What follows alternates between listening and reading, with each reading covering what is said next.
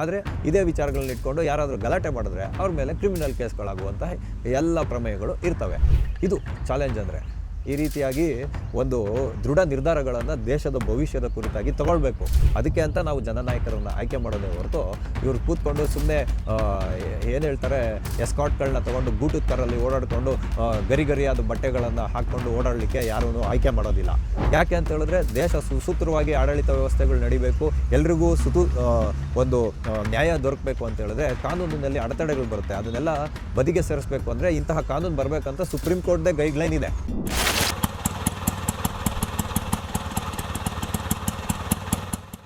TV ವಿಕ್ರಮದ ಸಮಸ್ತ ವೀಕ್ಷಕರಿಗೆ ಆಟೋವಾಲಾ ಕಾರ್ಯಕ್ರಮಕ್ಕೆ ಆತ್ಮೀಯವಾದ ಸ್ವಾಗತ. ನಾನು ನಿಮ್ಮ ಜಯಂತ್ ಪಾಂಡೆ. ಸ್ನೇಹಿತರೆ, ಆಟೋವಾಲಾ ಕಾರ್ಯಕ್ರಮಕ್ಕೆ ನಾವಿಂದು ಆಯ್ದುಕೊಂಡಂತಹ ವಿಷಯ ಉತ್ತರಾಖಂಡ ಸರ್ಕಾರ ಯೂನಿಫಾರ್ಮ್ ಸಿವಿಲ್ ಕೋಡನ್ನು ಜಾರಿಗೆ ತಂದಿದೆ. ಸ್ನೇಹಿತರೆ, ಈ ವಿಷಯ ದೇಶದ ಭದ್ರತೆಯ ಕುರಿತು, ದೇಶದ ಭವಿಷ್ಯದ ಕುರಿತು ದೂರಗಾಮಿ ಯೋಜನೆಗಳನ್ನು ರೂಪಿಸ್ತಕ್ಕಂತಹ ಸರ್ಕಾರಗಳು ಮಾಡುವಂತಹ ಕೆಲಸ. ಇದನ್ನು ನಾವು ಎಲ್ಲಿ ಕೂಡ ಟೀಕೆ ಮಾಡಲಿಕ್ಕೆ ಹೋಗಬಾರ್ದು. ಆದರೆ ಇದನ್ನು ನೋಡಿ ಕೇವಲ ಮತ ಬ್ಯಾಂಕಿಗೋಸ್ಕರ ರಾಜಕೀಯ ಪಕ್ಷಗಳನ್ನು ನಡೆಸ್ತಕ್ಕಂಥದ್ದು, ಅಧಿಕಾರಕ್ಕೋಸ್ಕರನೇ ನಾವಿರುವುದು ಅಂತ ಹೇಳುವಂಥ ನಡವಳಿಕೆ ತೋರೋಂಥ ಪಕ್ಷಗಳಿಗೆ ಇದನ್ನು ಕಂಡು ಉರಿಯೂ ಆಗ್ಬೋದು. ಅದಕ್ಕೆ ಯಾರು ಏನು ಮಾಡೋಕ್ಕಾಗಲ್ಲ. ಆದರೆ ಉತ್ತರಾಖಂಡದ ಸರ್ಕಾರ ತಾನು ಜನರಿಗೆ ಚುನಾವಣಾ ಪ್ರಣಾಳಿಕೆಯಲ್ಲಿ ಹೇಳಿದಂತೆ ಭಾಜಪ 2022ನೇ ಇಸ್ವಿಯಲ್ಲಿ ಚುನಾವಣಾ ಪ್ರಣಾಳಿಕೆಯಲ್ಲಿ ಹೇಳಿದಂತೆ ಇವತ್ತು ಏಕರೂಪ ನಾಗರಿಕ ಸಂಹಿತೆಯನ್ನು ಜಾರಿಗೆ ತಂದಿದೆ. ಉತ್ತರಾಖಂಡವನ್ನು ನಾವು ದೇವಭೂಮಿ ಅಂತ ಕರಿತೀವಿ. ಈ ಪುಷ್ಕರ್ ಸಿಂಗ್ ಧಾಮಿ ಅವರೇನಿದ್ದಾರೆ ಇಲ್ಲಿನ ಮುಖ್ಯಮಂತ್ರಿಗಳಾಗಿದ್ದಾರೆ. ಅವ್ರಿಗೆ ಯಾಕೆ ವಿಚಾರ ಬಂತು ಅಂತ ಹೇಳಿದ್ರೆ, ಈ ರೋಹಿಂಗ್ಯಾ ಮುಸ್ಲಿಮರ ಕಾಟ ಯಥೇಚ್ಛವಾಗಿದೆ ಅಲ್ಲಿ. ರೈಲ್ವೆ ಜಾಗ ಇರ್ಬೋದು, ಫಾರೆಸ್ಟ್ ಲ್ಯಾಂಡ್ ಇರ್ಬೋದು, ಎಲ್ಲ ಕಡೆಗೆ ಈ ರೀತಿಯಾಗಿ ಅಕ್ರಮವಾಗಿ ವಲಸೆ ಬಂದಿದ್ದಲ್ಲದೆ ಅಲ್ಲಿನ ವ್ಯಾಪಾರ ವಹಿವಾಟುಗಳನ್ನೆಲ್ಲ ಕ್ಯಾಪ್ಚರ್ ಮಾಡಿದ್ದಲ್ಲದೆ ಸರ್ಕಾರಕ್ಕೆ ಕಾಗಜ್ ನೈ ದಿಖಾಯಂಗೆ ಅಂತ ಹೇಳುವಂಥ ಮಟ್ಟಕ್ಕೆ ಅದು ಹೋಗಿತ್ತು. ಯಾವುದಾದ್ರೂ ಸಣ್ಣ ಸಣ್ಣ ಘಟನೆಗಳನ್ನು ಇಟ್ಕೊಂಡು ಅಲ್ಲಿ ಗಲಭೆಗಳನ್ನು ಎಬ್ಬರಿಸ್ತಕ್ಕಂತಹ ಎಲ್ಲ ಸನ್ನಿವೇಶಗಳಿತ್ತು. ಹಾಗಾಗಿ ಭಾಜಪ ಒಂದು ಪ್ರಯತ್ನವನ್ನು ಮಾಡಿತ್ತು. 2022ರ ತನ್ನ ಚುನಾವಣಾ ಪ್ರಣಾಳಿಕೆಯಲ್ಲಿ ಭಾಜಪ ಸರ್ಕಾರ ಏನಾದರೂ ಅಧಿಕಾರಕ್ಕೆ ಬಂದರೆ ನಾವು ಏಕರೂಪ ನಾಗರಿಕ ಸಂಹಿತೆಯನ್ನು ಉತ್ತರಾಖಂಡದಲ್ಲಿ ಜಾರಿಗೆ ತೊಗೊಂಬರ್ತೀವಿ ಅಂತ.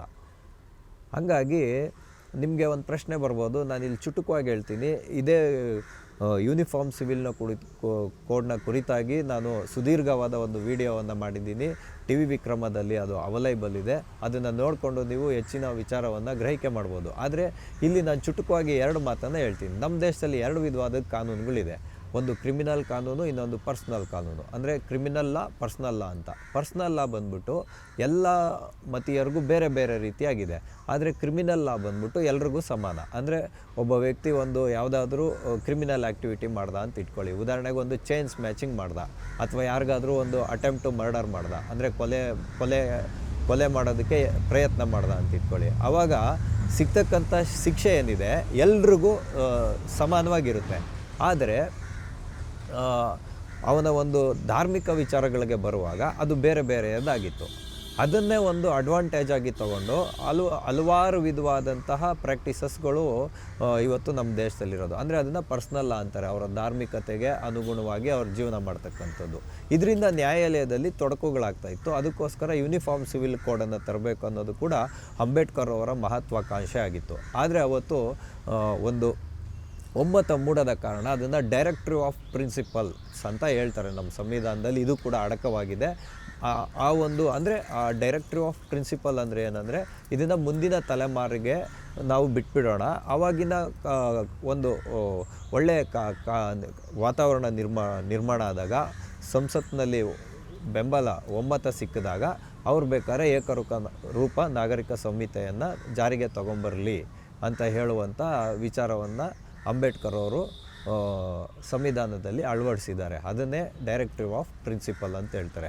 ಅದರ ಅನ್ವಯ ಒಟ್ಟಾರೆ ಭಾರತದಲ್ಲೂ ಕೂಡ ಜಾರಿಗೆ ತೊಗೊಂಬರ್ಬೋದು, ಅಥವಾ ರಾಜ್ಯ ಸರ್ಕಾರಗಳು ನಿರ್ಧರಿಸಿದ್ರೆ ಅವ್ರು ಮಾಡ್ಬೋದು ಅಂತ ಹೇಳ್ತಕ್ಕಂಥದ್ದು. ಆ ನಿಟ್ಟಿನಲ್ಲಿ ಪುಷ್ಕರ್ ಸಿಂಗ್ ಧಾಮಿ ಅವರು 5 ಜನರ ಒಂದು ತಂಡವನ್ನು ನಿರ್ಮಾಣ ಮಾಡಿ ಇದರ ಬಗ್ಗೆ ಒಂದು ಕರಡು ಪ್ರತಿಯನ್ನು ತಯಾರು ಮಾಡೋದಕ್ಕೋಸ್ಕರ ರಂಜನ್ ಪ್ರಕಾಶ್ ದೇಸಾಯಿ ಅನ್ನುವಂತಹ ನಿವೃತ್ತ ನ್ಯಾಯಮೂರ್ತಿಗಳು ಇವರಿಗೆ ಒಂದು ಜವಾಬ್ದಾರಿಯನ್ನು ಕೊಟ್ಟಿರ್ತಾರೆ. ಅದರಂತೆ ಇವಾಗ ಯೂನಿಫಾರ್ಮ್ ಸಿವಿಲ್ ಕೋಡು ಕರಡು ಪ್ರತಿಯನ್ನು ಉತ್ತರಾಖಂಡದಲ್ಲಿ ಇದನ್ನು ಮಾಡಿ, ಅಂದರೆ ಅಲ್ಲಿನ ಒಂದು ವಿಧಾನಸಭೆಯಲ್ಲಿ ಒಪ್ಪಿಗೆಯನ್ನು ಪಡ್ಕೊಂಡು ರಾಜ್ಯಪಾಲರು ಅದಕ್ಕೆ ಅಂಕಿತವನ್ನು ಹಾಕಿ ಇವಾಗ ನಮ್ಮ ಮಾನ್ಯ ರಾಷ್ಟ್ರಪತಿಗಳಾದ ದ್ರೌಪದಿ ಮುರ್ಮು ಅವರು ಅದಕ್ಕೆ ಅಂಕಿತ ಹಾಕಿದ ಮೇಲೆ ಒಂದು ಕಾನೂನನ್ನು ಸರ್ಕಾರ ಏಕಾಏಕಿಯಾಗಿ ಜಾರಿಗೆ ತೊಗೊಂಬರೋಕ್ಕಾಗಲ್ಲ. ಹಾಗಾಗಿ ಅಲ್ಲಿರೋ ಸರ್ಕಾರಿ ಅಧಿಕಾರಿಗಳಿಗೆಲ್ಲವೂ ಅದಕ್ಕೆ ಟ್ರೈನಿಂಗನ್ನು ಕೊಟ್ಟು ತರಬೇತಿಯನ್ನು ಕೊಟ್ಟು ಈಗ ನಿನ್ನೆ ಅದನ್ನು ಅಧಿಕೃತವಾಗಿ ಕಾನೂನಾಗಿ ಇವಾಗ ಹೊರಗಡೆ ಬಂದಿರತಕ್ಕಂಥದ್ದು. ಇದರ ಅನ್ವಯ ಏನಾಗುತ್ತೆ ಅಂತ ಹೇಳಿದ್ರೆ ಕ್ರಿಮಿನಲ್ ಲಾ ಮತ್ತು ಪರ್ಸ್ನಲ್ ಲಾ ಅಂತ ನಾನು ಹೇಳಿದ್ನಲ್ಲ, ಎಲ್ಲ ಉತ್ತರಾಖಂಡದಲ್ಲಿರ್ತಕ್ಕಂತಹ ಪ್ರತಿಯೊಬ್ಬ ನಾಗರಿಕನಿಗೂ ಒಂದೇ ವಿಧವಾಗಿರುತ್ತೆ. ಅಂದರೆ ವಿವಾಹ, ವಿಚ್ಛೇದನ, ಉತ್ತರದಾಯಿತ್ವ ಅಥವಾ ವಾರಸುದಾರಿಕೆ ಅಂತಾರೆ. ಅಂದರೆ ಈಗ ವಿವಾಹ ಅಂತಂದರೆ ನೀವು ನಿಮ್ಮ ಶಾಸ್ತ್ರಗಳ ಅನುಸಾರವಾಗಿ ನೀವು ಮದುವೆ ಆಗಿ, ಆದರೆ ಪ್ರತಿಯೊಂದು ವಿವಾಹವು ನೋಂದಣಿ ಆಗ್ತಕ್ಕಂಥದ್ದು ತೀರಾ ಅವಶ್ಯಕ. ಹಾಗಾಗಿ ಮತ್ತು ಕೆಲವ್ರಿಗೆ ಏನಾಗ್ತಾಯಿತ್ತು ಅಂದರೆ ಧರ್ಮದ ಆಧಾರದಲ್ಲಿ ವಯೋಮಾನವನ್ನು ನಿಗದಿ ಮಾಡಲಾಗಿತ್ತು. ಆದರೆ ಇವಾಗ ಎಲ್ರಿಗೂ ಸರ್ವಸಮಾನ, ಒಂದು ಹೆಣ್ಮಗು ಅಂದರೆ ಎಲ್ಲರೂ ಒಂದೇ ಹೆಣ್ಮಗು. ಹಾಗಾಗಿ ವಿವಾಹಕ್ಕೆ ಯೋಗ್ಯವಾದ ವಯಸ್ಸು ಹೆಣ್ಣು ಮಕ್ಕಳಿಗೆ 18 ವರ್ಷ, ಪುರುಷನಿಗೆ 21 ವರ್ಷ. ಇದು ಎಲ್ರಿಗೂ ಕಟ್ಟುನಿಟ್ಟಾಗಿ ಫಾಲೋ ಮಾಡಬೇಕಾಗುತ್ತೆ. ಮತ್ತು ಯಾರು ಕೂಡ ಬಹುಪತ್ನಿತ್ವವನ್ನು ಮಾಡುವ ಹಾಗಿಲ್ಲ. ಮತ್ತು ನಿಮ್ಮ ಒಂದು ಆಚರಣೆಗಳು, ನಿಮ್ಮ ಒಂದು ಆರಾಧನಾ ಪದ್ಧತಿ ಮನೆಯಲ್ಲಿರುತ್ತೆ. ಆದರೆ ಸರ್ಕಾರದ ಒಂದು ಕಾನೂನಿನ ವ್ಯವಸ್ಥೆ ಅಡಿಯಲ್ಲಿ ಎಲ್ಲರೂ ಸಮಾನರು. ಹಾಗಾಗಿ ಇನ್ನು ಮುಂದೆ ಏನಾಗುತ್ತೆ, ಯಾವುದ್ಯಾವುದು ವಿವಾಹಗಳಾಗುತ್ತವೋ ಅವೆಲ್ಲವೂ ಕೂಡ ನೋಂದಣಿ ಆಗಬೇಕು. ಮದುವೆ ಮಾಡ್ಕೊಳ್ಳೋದು ಬೇರೆ ವಿಚಾರ, ಆದರೆ ವಿವಾಹಗಳು ನೋಂದಣಿ ಆಗಬೇಕು. ನಾನು ಕ್ರೈಸ್ತ, ನಾನು ನೋಂದಣಿ ಮಾಡೋದಿಲ್ಲ, ನಾನು ಮುಸಲ್ಮಾನ, ನಾನು ನೋಂದಣಿ ಮಾಡೋದಿಲ್ಲ, ನಾನು ಹಿಂದೂ, ನಾನು ನೋಂದಣಿ ಮಾಡೋದಿಲ್ಲ ಅಂತ ಹೇಳುವಂಗಿಲ್ಲ. ಪ್ರತಿಯೊಂದಕ್ಕೂ ಕೂಡ ವಿವಾಹ ನೋಂದಣಿ ಆಗಬೇಕು. ಮತ್ತು ಬಹುಪತ್ನಿತ್ವ ಮಾಡೋಂಗಿಲ್ಲ. ಬಹುಪತ್ನಿತ್ವ ಮಾಡೋದಾದರೆ ಮೊದಲನೇ ಪತ್ನಿ ಏನಿರ್ತಾರೆ ಅವರು ನಿಧನರಾಗಿರಬೇಕು ಅಥವಾ ಅವರೊಂದಿಗೆ ವಿಚ್ಛೇದನ ಆಗಿರಬೇಕು. ಈ ರೀತಿಯಾಗಿ ಈ ಕಾನೂನು ಇರೋದು. ಅದಾದಮೇಲೆ ವಿಚ್ಛೇದನಕ್ಕೆ ಬರುವಾಗ ಬೇರೆ ಬೇರೆ ಧರ್ಮದಲ್ಲಿ ಬೇರೆ ಬೇರೆ ರೀತಿಯಾಗಿತ್ತು. ಅಂದರೆ ಬಹುಪತ್ನಿತ್ವ ಮಾಡಬಹುದು. ಅಂದರೆ ಮುಸಲ್ಮಾನರಲ್ಲಿ ಪರ್ಟಿಕ್ಯುಲರಾಗಿ ಬಹುಪತ್ನಿತ್ವ ಮಾಡೋದು ಮತ್ತು ತಲಾಕ್ ಕೊಡ್ತಕ್ಕಂಥದ್ದು ಇಂಥ ಎಲ್ಲ ಇದಿತ್ತು, ಆಚರಣೆಗಳು ಅವರಲ್ಲಿತ್ತು. ಅದನ್ನು ಆಚರಣೆ ಅನ್ನೋದಕ್ಕಿಂತ ಅವರ ಒಂದು ಸಮಾಜದ ನಿಯಮಗಳು. ಅದಕ್ಕೂ ದೇಶದಲ್ಲಿ ಬದುಕುವಾಗ ನಾವೆಲ್ಲರೂ ಒಂದೇ ರೀತಿಯಾಗಿರಬೇಕು. ಯಾಕೆ ಅಂತ ಹೇಳಿದ್ರೆ ಮುಸಲ್ಮಾನ್ ಹೆಣ್ಮಗು ಅಂತ ಹೇಳೋದು ಕಾರಣಕ್ಕೋಸ್ಕರ ಅವ್ರಿಗೆ ಅನ್ಯಾಯ ಆಗ್ತಾಯಿದೆ ಅಂದರೆ ಸರ್ಕಾರ ನೋಡ್ಕೊಂಡು ಸುಮ್ಮನೆ ಕೂರೋಕ್ಕಾಗಲ್ಲ. ಹಾಗಾಗಿ ಇವಾಗ ಅವರ ಆಚರಣೆಗಳಿಗೆ ಯಾವುದೇ ಇದಿಲ್ಲ. ಆದರೆ ತಲಾಕ್ ಕೊಡ್ತಕ್ಕಂಥದ್ದು ಇನ್ನು ಮುಂದೆ ನಿಷೇಧ, ಹಲಾಲ ಹೇಳ್ತಕ್ಕಂಥದ್ದು ಇನ್ನು ಮುಂದೆ ನಿಷೇಧ ಆಗುತ್ತೆ. ಹಾಗಾಗಿ ಇನ್ನು ಮುಂದೆ ಕೂಡ ಮುಸಲ್ಮಾನರು ಏಕಪತ್ನಿ ವ್ರತಸ್ಥರಾಗಬೇಕು ಅಂತ ಹೇಳ್ತಕ್ಕಂಥದ್ದು ವಿಚಾರ. ಅದಾದ ಮೇಲೆ ವಾರಸುದಾರಿಕೆಯ ವಿಷಯಕ್ಕೆ ಬರುವಾಗ ಬೇರೆ ಬೇರೆ ಧರ್ಮೀಯರಲ್ಲಿ ಬೇರೆ ಬೇರೆ ವಿಧವಾದಂತಹ ಒಂದು ಚಟುವಟಿಕೆ, ಅಂದರೆ ಅವ್ರಿಗೆ ವಾರಸುದಾರಿಕೆ ಕೊಡೋದ್ರಲ್ಲಿ, ಅಂದರೆ ಆಸ್ತಿಯಲ್ಲಿ ಪಾಲು ಕೊಡ್ತಾಯಿದ್ರಲ್ಲ, ಅದರಲ್ಲೆಲ್ಲ ತುಂಬ ವಂಚನೆ ಆಗ್ತಾಯಿತ್ತು. ಅಂದರೆ ಈಗ ಎಲ್ರಿಗೂ ಸಮಾನವಾಗಿರಬೇಕು. ಅಂದರೆ ಇವಾಗ ಏನು ಹಿಂದೂಗಳ ಒಂದು ಸಿವಿಲ್ ಕೋಡ್ಗೆ ಬರುವಾಗ ಒಂದು ಗಂಡು ಮಗುವಿಗೆ ಎಷ್ಟು ಸಮಾನ ಹಕ್ಕಿರುತ್ತೋ ಹೆಣ್ಣು ಮಗುಗೂ ಸಮಾನ ಹಕ್ಕಿರಬೇಕು ಅಂತ ಹೇಳುವಂಥದ್ದು ವಿಚಾರ. ಹಾಗಾಗಿ ಇನ್ನು ಮುಂದೆ ಈ ಕಾನೂನು ಮುಸಲ್ಮಾನರಿಗೂ ಅನ್ವಯ ಆಗುತ್ತೆ, ಕ್ರಿಶ್ಚಿಯನ್ರಿಗೂ ಅನ್ವಯ ಆಗುತ್ತೆ, ಎಲ್ರಿಗೂ ಅನ್ವಯ ಆಗುತ್ತೆ. ಆದರೆ ಈ ಎಲ್ಲ ಕಾನೂನುಗಳಿಂದ ಹೊರತಾಗಿ ಈ ಅಂದರೆ ಬುಡಕಟ್ಟು ಜನಾಂಗ ಇದ್ದಾರಲ್ಲ, ಶೆಡ್ಯೂಲ್ಡ್ ಟ್ರೈಬ್ಸ್ ಅಂತ ಕರೀತಾರಲ್ಲ, ಅವರನ್ನು ಮಾತ್ರ ಸ್ವಲ್ಪ ಹೊರಗಡೆ ಇಟ್ಟಿದ್ದಾರೆ. ಯಾಕೆ ಅಂತಂದರೆ ಅವ್ರದ್ದೊಂಥರ ವಿಶಿಷ್ಟವಾಗಿರುತ್ತದು. ಅವರು ವನವಾಸಿಗಳು ಮತ್ತು ಈ ಬುಡಕಟ್ಟು ಜನಾಂಗದವ್ರನ್ನ ಟಚ್ ಮಾಡೋಕ್ಕೆ ಹೋಗಿಲ್ಲ. ಅವ್ರನ್ನ ಸ್ವಲ್ಪ ಸಮಯದವರೆಗೆ ಹೊರಗಿಟ್ಟಿದ್ದಾರೆ. ಅಂದರೆ ಅವರು ಇನ್ನೂ ಹೆಚ್ಚಿನ ಮಟ್ಟಕ್ಕೆ ಬರಲಿ ಅನ್ನೋ ದೃಷ್ಟಿಯಿಂದ. ಇದಾದಮೇಲೆ ಲಿವ್ ಇನ್ ರಿಲೇಷನ್ಶಿಪ್ ಅನ್ನೋದು ಇವತ್ತು ತುಂಬ ವ್ಯತಿರಿಕ್ತ ಪರಿಣಾಮವನ್ನು ಸಮಾಜದ ಮೇಲೆ ಬೀರ್ತಾ ಇದೆ. ಈಗ ಲಿವ್ ಇನ್ ರಿಲೇಷನ್ಶಿಪ್ ಅಂದರೆ ಈಗೇನೆಂದರೆ ಪೋಷಕರಿಗೆ ತಿಳಿಸ್ದಂತೆಯೇ ಅವರು ಲಿವ್ ಇನ್ ರಿಲೇಷನ್ಶಿಪ್ನಲ್ಲಿ ಇರ್ತಕ್ಕಂಥದ್ದು, ಆಮೇಲೆ ಮೋಸ ಹೋಗ್ತಕ್ಕಂಥದ್ದು, ಆತ್ಮಹತ್ಯೆಗಳನ್ನು ಮಾಡ್ಕೊಳ್ತಕ್ಕಂಥದ್ದು, ಇದಕ್ಕೆ ಕಾನೂನಲ್ಲಿ ಯಾವುದೇ ಒಂದು ಪ್ರಾವಿಷನ್ ಇರಲಿಲ್ಲ. ಹಂಗಾಗಿ ಇವಾಗ ಇದನ್ನು ಏಕರೂಪ ನಾಗರಿಕ ಸಂಹಿತೆಯ ಅಡಿಯಲ್ಲಿ ತರಲಾಗಿದೆ. ಇನ್ನು ಮುಂದೆ ಯಾರಾದರೂ ಯುವಕ ಯುವತಿಯರು ಲಿವ್ ಇನ್ ರಿಲೇಷನ್ಶಿಪ್ಪಲ್ಲಿ ಇರಬೇಕಂದ್ರೆ ಅಥವಾ ಯಾರೇ ಆಗಲಿ ಲಿವ್ ಇನ್ ರಿಲೇಷನ್ಶಿಪ್ಪಲ್ಲಿ ಇರಬೇಕಂದ್ರೆ ಅವರ ಪೋಷಕರ ಅನುಮತಿಯನ್ನು ಕಡ್ಡಾಯವಾಗಿ ನೋಂದಣಿ ಮಾಡಬೇಕು. ಮತ್ತು ಆ ಲಿವ್ ಇನ್ ರಿಲೇಷನ್ಶಿಪ್ಪಲ್ಲಿರ್ತಕ್ಕಂತಹ ಯಾರಿರ್ತಾರೆ ಈಗ ಅಂದರೆ ಒಬ್ಬ ಪುರುಷ ಅಥವಾ ಸ್ತ್ರೀ ಏನಿರ್ತಾರೆ ಅವ್ರಿಗೇನಾದರೂ ಮಗು ಜನನವಾದಲ್ಲಿ ಅವರು ಮಗು ಜನನವಾದ 7 ದಿನಗಳ ಒಳಗೆ ನೋಂದಾವಣಿ ಮಾಡ್ತಕ್ಕಂಥದ್ದು ಕಡ್ಡಾಯ ಆಗಿರುತ್ತೆ. ಅದಕ್ಕಿಂತ ಮುಂದುವರೆದು ಉತ್ತರಾಖಂಡದಲ್ಲಿರ್ತಕ್ಕಂಥ ಯಾವುದೇ ಒಬ್ಬರು ನಾಗರಿಕರು ಹೊರಗಡೆ ರಾಜ್ಯಗಳಲ್ಲಿ ಎಲ್ಲಾದರೂ ವಾಸವಾಗಿದ್ದರೂ ಕೂಡ ಅವ್ರಿಗೂ ಕೂಡ ಈ ಕಾನೂನು ಅನ್ವಯಿಸುತ್ತೆ. ಇದಿಷ್ಟು ವಿಚಾರಗಳು ಇವಾಗ ಮುನ್ನೆಲೆಗೆ ಬಂದಿರೋದು. ಇದನ್ನು ನೋಡಿ ಈಗ ಪ್ರತಿಪಕ್ಷಗಳು ಹರಿಹಾಯೋದು ಈ ದೇಶವನ್ನು ಏನೋ ಮಾಡ್ತಾರೆ ಅಂಥೇಳಿ ಹಲವಾರು ವಿಚಾರಗಳ ಊಹಾಪೋಹಗಳನ್ನು ಮಾಡ್ತಾರೆ. ಇದಕ್ಕೆಲ್ಲದಕ್ಕೂ ಯಾವುದಕ್ಕೂ ಅವಕಾಶ ಇರೋದಿಲ್ಲ. ಯಾಕೆ ಅಂತೇಳಿದ್ರೆ ಸಂವಿಧಾನ ಅಂತ ಏನಿದೆ ಇವತ್ತು, ಸಂವಿಧಾನ ಮತ್ತು ಸಂಸತ್ತು ಮತ್ತು ವಿಧಾನಸಭೆ ವಿಧಾನ ಪರಿಷತ್ ಎಲ್ಲವೂ ಕೂಡ ಬಹುಮತದ ಆಧಾರದಲ್ಲಿ ನಡೀತಕ್ಕಂಥದ್ದು. ಹಾಗಾಗಿ ಇವತ್ತು ಜಾರಿಯಾಗಿರ್ತಕ್ಕಂಥ ಉತ್ತರಾಖಂಡದಲ್ಲಿ ಜಾರಿಯಾಗಿರ್ತಕ್ಕಂತಹ ಯೂನಿಫಾರ್ಮ್ ಸಿವಿಲ್ ಕೋಡ್ ಏನಿದೆ ಇದು ಸಾಂವಿಧಾನಿಕವಾಗಿ ನಿರ್ಮಾಣ ಆಗಿರ್ತಕ್ಕಂಥದ್ದು.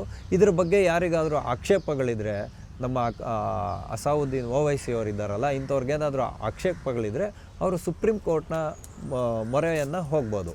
ಆವಾಗ ಸುಪ್ರೀಂ ಕೋರ್ಟ್ ಅದ್ರ ಬಗ್ಗೆ ಚಿಂತನೆಯನ್ನು ಮಾಡುತ್ತೆ. ಇದರಲ್ಲಿ ಯಾವುದು ಸರಿ ಇಲ್ಲ ಅಂತ ಅದನ್ನು ಪರಿಷ್ಕರಣೆ ಮಾಡೋದಕ್ಕೆ ಮಾತ್ರ ಅವಕಾಶ ಇರುತ್ತೆ. ಇಲ್ಲ ಅದನ್ನು ನಾವು ರದ್ದು ಮಾಡಬೇಕು ಅಂತ ಹೇಳಿದ್ರೆ ಇವರು ಮತ್ತೆ ಸಂವಿಧಾನಿಕವಾಗಿ ಆಯ್ಕೆಯಾಗಿ ಅಲ್ಲಿ ಬಹುಮತವನ್ನು ಪಡೆದುಕೊಂಡು ತದನಂತರದಲ್ಲಿ ಅದನ್ನು ರದ್ದುಪಡಿಸ್ಬೋದು.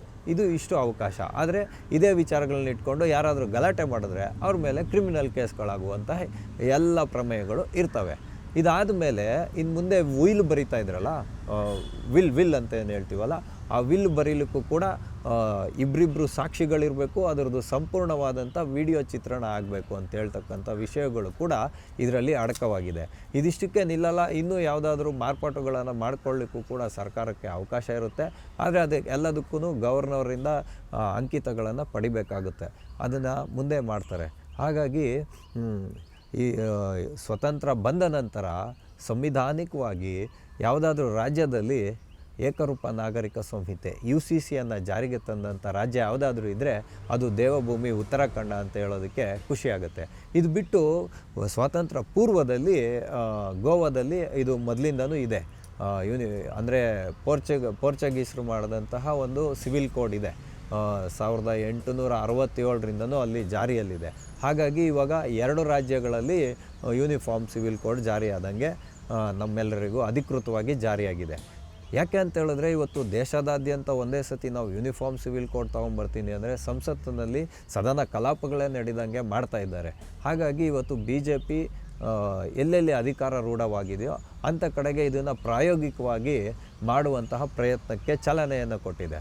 ಇದು ಚಾಲೆಂಜ್. ಅಂದರೆ ಈ ರೀತಿಯಾಗಿ ಒಂದು ದೃಢ ನಿರ್ಧಾರಗಳನ್ನು ದೇಶದ ಭವಿಷ್ಯದ ಕುರಿತಾಗಿ ತಗೊಳ್ಬೇಕು. ಅದಕ್ಕೆ ಅಂತ ನಾವು ಜನನಾಯಕರನ್ನು ಆಯ್ಕೆ ಮಾಡೋದೇ ಹೊರತು ಇವರು ಕೂತ್ಕೊಂಡು ಸುಮ್ಮನೆ ಏನು ಹೇಳ್ತಾರೆ ಎಸ್ಕಾಟ್ಗಳನ್ನ ತೊಗೊಂಡು ಗೂಟದ ಕಾರಲ್ಲಿ ಓಡಾಡಿಕೊಂಡು ಗರಿಗರಿಯಾದ ಬಟ್ಟೆಗಳನ್ನು ಹಾಕ್ಕೊಂಡು ಓಡಾಡಲಿಕ್ಕೆ ಯಾರೂ ಆಯ್ಕೆ ಮಾಡೋದಿಲ್ಲ. ಯಾಕೆ ಅಂತ ಹೇಳಿದ್ರೆ ದೇಶ ಸುಸೂತ್ರವಾಗಿ ಆಡಳಿತ ವ್ಯವಸ್ಥೆಗಳು ನಡಿಬೇಕು, ಎಲ್ರಿಗೂ ಒಂದು ನ್ಯಾಯ ದೊರಕಬೇಕು ಅಂತ ಹೇಳಿದ್ರೆ ಕಾನೂನಿನಲ್ಲಿ ಅಡೆತಡೆಗಳು ಬರುತ್ತೆ. ಅದನ್ನೆಲ್ಲ ಬದಿಗೆ ಸರಿಸಬೇಕು ಅಂದರೆ ಇಂತಹ ಕಾನೂನು ಬರಬೇಕಂತ ಸುಪ್ರೀಂ ಕೋರ್ಟ್ದೇ ಗೈಡ್ಲೈನ್ ಇದೆ. ಅದರ ಅನ್ವಯ ಇದನ್ನು ಮಾಡಿದ್ದಾರೆ. ಈಗ ಇದರಿಂದ ಮುಂದೆ ಏನಾಗುತ್ತೆ ಅಂತ ಹೇಳಿದ್ರೆ ಭಾಜಪ ಎಲ್ಲೆಲ್ಲಿ ಆಡಳಿತದಲ್ಲಿದೆಯೋ ಆ ರಾಜ್ಯಗಳಲ್ಲಿ ಯೂನಿಫಾರ್ಮ್ ಸಿವಿಲ್ ಕೋಡನ್ನು ಆದಷ್ಟು ಶೀಘ್ರವಾಗಿ ಜಾರಿಗೆ ತರುವಂಥ ಪ್ರಯತ್ನಗಳು ನಡೆಯುತ್ತೆ. ಅದರಲ್ಲಿ ಅಸ್ಸಾಂ ಇರ್ಬೋದು, ಗುಜರಾತ್ ಇರ್ಬೋದು, ಈಗ ಬಹುಮತದಲ್ಲಿದೆ. ಹಂಗಾಗಿ ಅಲ್ಲಿ ಕೂಡ ಯೂನಿಫಾರ್ಮ್ ಸಿವಿಲ್ ಕೋಡನ್ನು ಜಾರಿಗೆ ತಗೊಂಬರುವಂತಹ ಎಲ್ಲ ಪ್ರಯತ್ನಗಳು ನಡೆಯುತ್ತೆ. ಅದು ಬಿಟ್ಟು ಇನ್ನೂ ಉಳಿದಂತೆ ಎಲ್ಲೆಲ್ಲಿ BJPಯ ಸರ್ಕಾರ ಅಸ್ತಿತ್ವದಲ್ಲಿದೆಯೋ ಆ ರಾಜ್ಯಗಳಲ್ಲೆಲ್ಲ ಆದಷ್ಟು ಬೇಗ ಯೂನಿಫಾರ್ಮ್ ಸಿವಿಲ್ ಕೋಡನ್ನು ಜಾರಿಗೆ ತಗೊಂಬರುವಂಥ ಪ್ರಯತ್ನವನ್ನು ಮಾಡುತ್ತೆ ಅಂತ ಇವತ್ತು ಭಾಜಪ ಹೇಳ್ತಾ ಇರ್ತಕ್ಕಂಥದ್ದು. ಅದಕ್ಕೆ ನಾವೆಲ್ಲರೂ ಅಭಿನಂದನೆಯನ್ನು ಸಲ್ಲಿಸಲೇಬೇಕು. ಯಾಕೆ ಅಂತ ಹೇಳಿದ್ರೆ ಈ ಯೂನಿಫಾರ್ಮ್ ಸಿವಿಲ್ ಕೋಡಿಂದ ಸಾಕಷ್ಟು ಅವಘಡಗಳು ಆಗಿರೋದು ಉಂಟು. ಒಂದು ಡೆಮೋಗ್ರಫಿಕ್ ಚೇಂಜ್ ಅಂತ ಹೇಳ್ತಾರೆ. ಅಂದರೆ ಅಲ್ಲಿನ ಸಾಮಾಜಿಕ ಜೀವನದಲ್ಲಿಯೇ ತುಂಬ ಏರುಪೇರುಗಳಾಗಿ ಸ್ಥಳೀಯವಾದಂತಹ ಆಚರಣೆಗಳೇ ರದ್ದಾಗಿರೋವಂಥ ಎಷ್ಟೋ ವಿಷಯಗಳಿದೆ. ಅಂದರೆ ಜನಸಂಖ್ಯೆಯ ಒಂದು ಏರಿಕೆ ಮಟ್ಟ, ಇಳಿಮುಖದ ಮಟ್ಟ ಎಲ್ಲವೂ ಇದೆ.